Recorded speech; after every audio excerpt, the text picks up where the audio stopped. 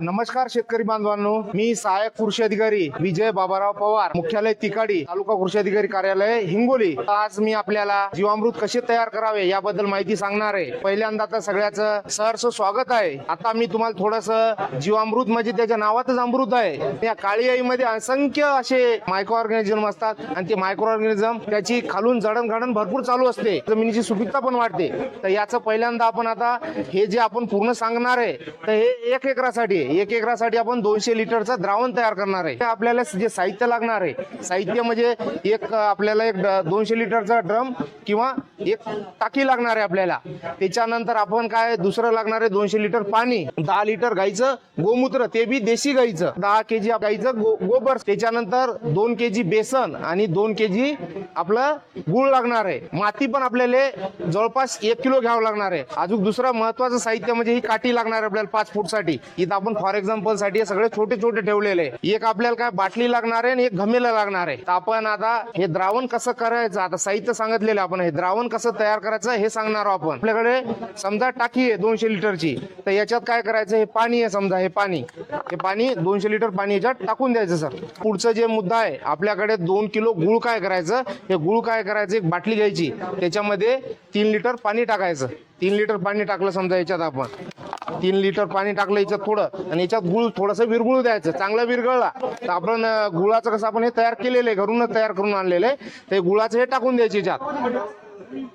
जे आपलं 3 लिटरचं तयार झालेलं आहे याच्यात पण 2 केजी गुळ टाकायचं। त्याच्यानंतर पुढचा जे मुद्दा आहे आपलं बेसन, बेसनचं पण तसंच करायचं।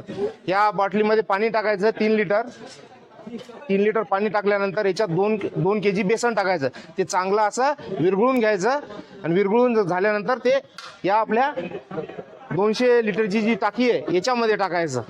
याच्यानंतर आपल्याला जे तिसरा टाकायची ती माती जी आपण आणलेली जवळपास 1 केजी, ती माती टाकून द्यायची या बाटलीत। त्याच्यात थोडं पाणी टाकायचं आणि याच्यात टाकून द्यायचं अजून। म्हणजे आपल्या जनरल गावरान भाषात 10 लिटर जे गोमूत्र, ते गोमूत्र आपण तयार केलेलं डायरेक्टच गोमूत्र, हे गोमूत्र डायरेक्ट याच्यात टाकून द्यायचं। गोमूत्र टाकल्यानंतर गोबर किती केजी घेतलेलं आपण, 10 केजी त्याच्यात योग्य प्रमाणात आपण काय टाकायचं, पाणी टाकायचं आणि ते याच्यात मिक्स करून टाकायचं। तर आपलं साहित्य आपण भरपूर टाकलेलं याच्यात। ही 5 फुटाची काची काय करायची, अशी क्लॉकवाईज दिशेने फिरवायची, क्लॉकवाईज दिशेनं। ही फिरवल्यानंतर या ड्रमले काय करायचं, याले पॅक करायचं। पॅक केल्यानंतर काय करायचं, आता हे पॅक झालं तर याले किती दिवस, आपल्याला ही प्रोसिजर पूर्ण व्हायला 7 दिवस लागते। प्रत्येक दिवशी काय करायचं, 3 वेळा याला असं हलवायचं। कधी, एक सकाळी, एक दुपारी आणि एक संध्याकाळी असं।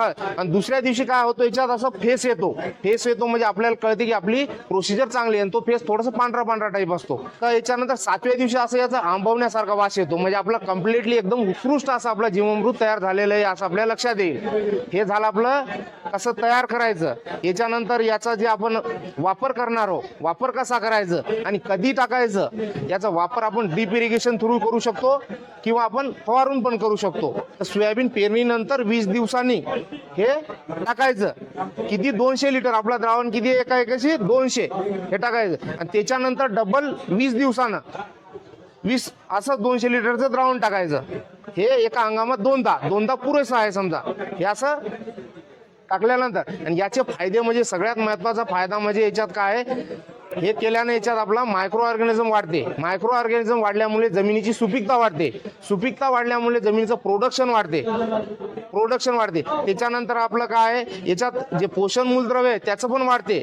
त्याच्यानंतर आता पुढचं अजून हवेतील जे मायक्रो ऑर्गॅनिझम असतात त्यांना पण स्थिर करायचं काम करते। तर धन्यवाद शेतकरी बांधवांनो, तुम्ही मला ऐकल्याबद्दल तुमचं पुनश्च मी एकदा खूप खूप अभिनंदन करतो, आणि मी येथे थांबतो।